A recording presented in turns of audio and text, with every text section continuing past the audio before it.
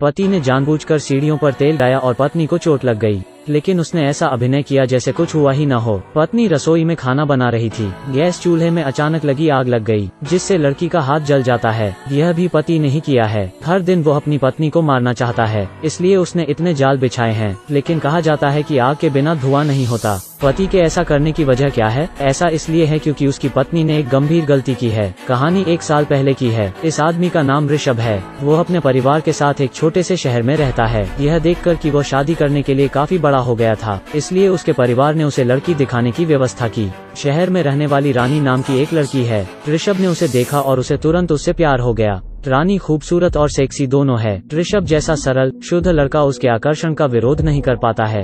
रानी खुले विचारों वाली, उदार और उत्साही है। वो एक रोमांटिक प्यार करना चाहती है। उसका आदर्श प्रेमी टोन्ड और मस्कुलर होना चाहिए, और शांत पुरुष उसकी पसंद बिल्कुल नहीं है। लेकिन रानी का परिवार ऋषभ को बेहद पसंद करता है, क्योंकि ऋषभ एक इलेक्ट्रिकल इंजीनियर है। उसके पास उच्च वेतन है। परिवार के सदस्यों के दबाव में रानी ने आखिरकार ऋषभ से शादी कर ली। दोनों बाइंड डेट पर पहली बार मिले थे और अब उन्होंने शादी कर ली थी। लेकिन बिना प्यार के शादी बिना नींव के एक घर की तरह है, जो कभी भी दुर्घटनाग्रस्त हो सकता है। शादी के बाद ऋषभ का परिवार रानी को वापस शहर ले जाता है। छोटे शहर का रानी को बहुत अफसोस होता है। आदर्श और वास्तविकता के बीच का अंतर उसे निराश और उदास कर देता है। ऋषभ का पूरा परिवार गंगा के किनारे 3 मंजिला मकान में रहता है। बालकनी से खड़े विशाल गंगा नदी देख सकते हैं। हालांकि शहर उतना सुविधाजनक नहीं है, लेकिन यह इतना बुरा भी नहीं है। ऋषभ बहुत नाजुक है, इसलिए उसे पता है कि रानी खुश नहीं है, इसलिए वो अपनी पत्नी को खुश करने का तरीका खोजने की कोशिश करता है। लेकिन रानी ने उसका दिल नहीं समझा। अगली सुबह पूरा परिवार बहुत जल्दी उठ गया। बधाई देने के लिए रिश्तेदारों के स्वागत की तैयारी की, और रानी 10 बजे तक सोती है। सभी रिश्तेदार घर चले गए हैं। इससे पूरे परिवार के चेहरे मुरझा जाते हैं। रानी को बचपन से ही लाड प्यार किया जाता है, इसलिए वो एक छोटी राजकुमारी के समान है। वो खाना बनाना, घर की सफाई करना या घर का काम करना नहीं जानती। उसकी सास उसे रास नहीं आ रही है, लेकिन ऋषभ ने कभी भी अपनी पत्नी की आलोचना नहीं की। उसे अब भी विश्वास है कि वो धीरे धीरे बदल जाएगी, क्योंकि कोई एक अच्छी पत्नी बनने के लिए पैदा नहीं होता है। ऋषभ की नम्रता और धैर्य ने रानी को छुआ। उसने ऋषभ के साथ रहने की कोशिश करने का फैसला किया। पति पत्नी के संबंध अधिक मधुर होते रहते हैं। घर में रानी बेहद कैजुअल पहनती हैं। ऋषभ जब भी उसे देखता है उसका दिल धड़क उठता है। कुछ दिनों बाद आखिरकार उसने अपनी पत्नी के पास जाने की हिम्मत जुटाई। रानी ने भी मना नहीं किया, लेकिन क्योंकि वो बहुत घबराया हुआ था, तो ऋषभ जल्दी से टॉयलेट की तरफ भागा। रानी उससे बहुत निराश थी। VH मदद नहीं कर सकती, लेकिन शिकायत करने के लिए उसने दोस्तों से बात की। ऋषभ को बेकार आदमी समझकर उस पर हंसे भी। ये शब्द ऋषभ ने सुने थे। उसे बहुत शर्मिंदगी महसूस हुई। वो अपनी पत्नी की सभी बुरी आदतों को सह सकता है, पर यह अपमान नहीं। अगले दिन दोनों में शीत युद्ध शुरू हुआ। ऋषभ रानी को नहीं देखना चाहता, इसलिए वो ओवरटाइम काम करता है। दोनों के रिश्ते भी टूट रहे हैं। वे जीवन साथी की तुलना में रूममेट्स की तरह अधिक हैं। लेकिन रानी को नहीं लगता कि वो गलत थी, लेकिन वो यह भी मानती है कि उसका पति बहुत संवेदनशील है। एक दिन वो दरवाजे के बाहर शोर की वजह से उठी और बाहर आई। फिर उसने यार्ड में एक आदमी को देखा। नील नाम का यह शख्स ऋषभ का चचेरा भाई है। वो उनके घर कुछ दिन रहने आया है। रानी ने नील को देखा और उसका दिल बहुत तेजी से धड़क रहा था। नील का ठोस शरीर है और वो उसका आदर्श आदमी है। नील रानी के विचार देख सकता था। वो सक्रिय रूप से उसके करीब जाता है। नील महिलाओं को बहुत अच्छी तरह समझता है। वह कोमल और रोमांटिक भी है। वह भी शहर में रहता है और वे बहुत बातें करते हैं। नील को चाय पीना पसंद है। रानी तुरंत उसके लिए चाय बनाने रसोई में चली गई, लेकिन रानी कभी रसोई में नहीं रही, इसलिए वो नहीं जानती कि यह कैसे करना है। ऋषभ को लगता है कि उसकी पत्नी उसके लिए चाय बना रही है। वह नर्म है। इससे पहले वो गुस्से में था, लेकिन वो रानी को कभी नहीं छोड़ना चाहता था। ऋषभ ने धैर्यपूर्वक रानी के लिए चाय बनाना समाप्त किया, फिर कंपनी में चले गया। लेकिन जैसे ही वो चला गया, रानी चाय का प्याला नील के पास ले आई। वो प्यार में अंधी थी। वो ऋषभ को उसके साथ अच्छा व्यवहार करते हुए नहीं देख सकती। रानी और नील बड़ी गलतियां करते रहते हैं। वो प्यार भी करते हैं। नील ने कहा कि उसे बकरी का मांस खाना पसंद है। अगले दिन रानी मांस खरीदने बाजार की ओर गई। वो महिला जिसने हमेशा गंदा होने के लिए रसोई की आलोचना की थी, एक आदमी जिसे वो सिर्फ आधे महीने से जानती थी, उसके लिए इस गंदे बाजार में आई थी।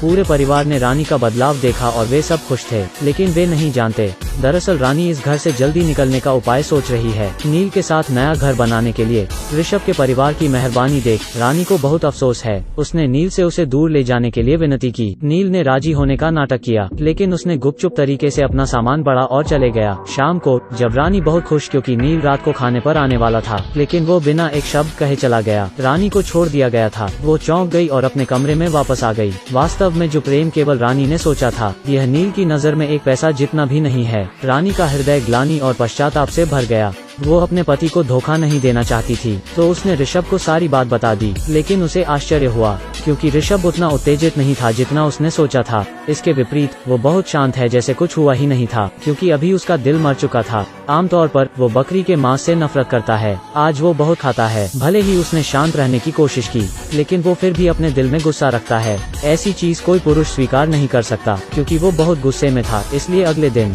ऋषभ नील के शहर आया, उसे दंडित करने का इरादे से। लेकिन उसका पतला बीमार शरीर नील का प्रतिस्पर्धी नहीं है। नील ने उसे बुरी तरह पीटा और फिर चला गया। ऋषभ जख्मी चेहरे के साथ घर आता है। रानी के सवालों पर वो बस चुप रहता है। रानी जानती है कि वो गलत थी। वो इस शादी को बचाने के तरीके खोजने की कोशिश करती है, लेकिन ऋषभ अपनी पत्नी का सामना करना नहीं चाहता, क्योंकि हर बार जब वो उसका चेहरा देखता है, वो उस दृश्य को देखता है जहाँ रानी ने उसे धोखा दिया था। ईर्ष्या और घृणा के कारण ऋषभ की सोच विकृत हो जाती है। वो अपनी पत्नी को माफ नहीं कर सकता। वो उसे दंडित करने का तरीका खोजने लगता है। सीढ़ियों पर तेल डालना, रसोई में आग लगाना, यह सब उसका बदला है।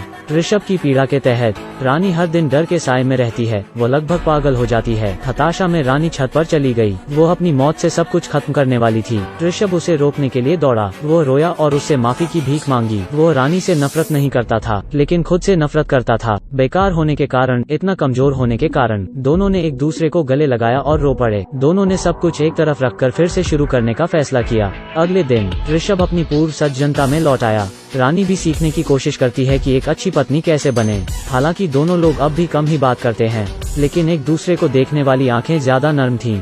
रानी को भी नारी व्यक्तित्व से मुक्ति मिली। सास के साथ उसके संबंध भी बेहतर हो रहे हैं। इस जोड़े का जीवन धीरे धीरे सामान्य हो जाता है। लेकिन इस समय बुरी चीजें हुई। एक दोपहर ऋषभ के माता पिता रिश्तेदार के घर जाते हैं और रानी खाना खरीदने बाजार जाती है। घर पर सिर्फ ऋषभ था। रानी अभी कुछ देर के लिए बाहर गई थी कि तभी उसके घर में अचानक विस्फोट हो गया। जब पुलिस आई तो 3 मंजिला मकान पूरी तरह जलकर राख हो गया था। पुलिस को मलबे में से एक शव मिला। मरने से पहले उसे बुरी तरह पीटा गया था। एक हाथ भी कट गया था। हाथ पर टैटू के माध्यम से पुलिस ने शव को ऋषभ का बताया। ऋषभ रानी से प्यार करता था, इसलिए शादी के कुछ समय बाद ही उसने अपने हाथ पर उसके नाम का टैटू गुदवाया था। शहर में रानी और नील के बारे में अफवाहों के साथ पुलिस को शक है कि यह एक हत्या है और रानी और नील सबसे बड़े संदिग्ध हैं। पूरा थाना बेहद आक्रोशित है। उन्होंने अपराधी को पकड़ने की ठानी है। फिलहाल नील के बारे में कोई खबर नहीं है, तो पुलिस ने रानी को पूछताछ के लिए बुलाया।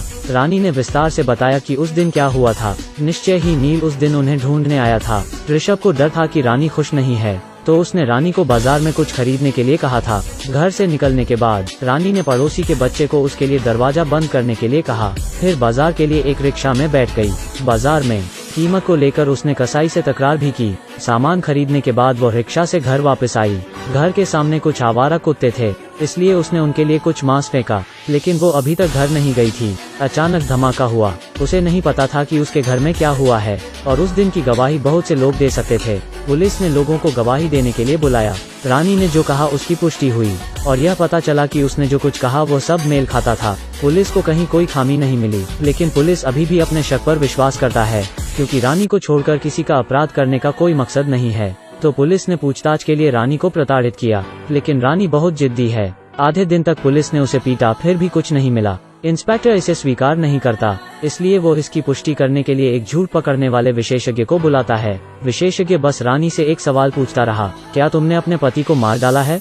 लेकिन रानी नहीं जवाब देती रही। उसका चेहरा शांत है, उसकी हृदय गति भी बहुत सामान्य है।